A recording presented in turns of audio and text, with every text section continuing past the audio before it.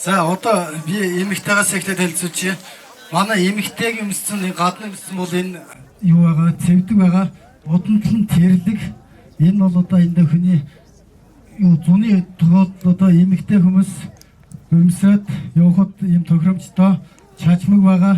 Энд бол эмэгтэй хүмүүс одоо ингээд дээр үед бол юу өмсөө ингээд хийгээд явдаг байсан байгаа. Мал өмссөн малгай бол шивэдэн. Энэ бол одоо зуны тохиолдолд нарн одоо ээхээс хамгаалсан байгаа. Миний өөрийн бол өмссөн шивэдэн малгай байна. Тэгээд нэмгэн тэрлэг ингээд гутлаа өмсөд ирсэн байна. Баярлалаа.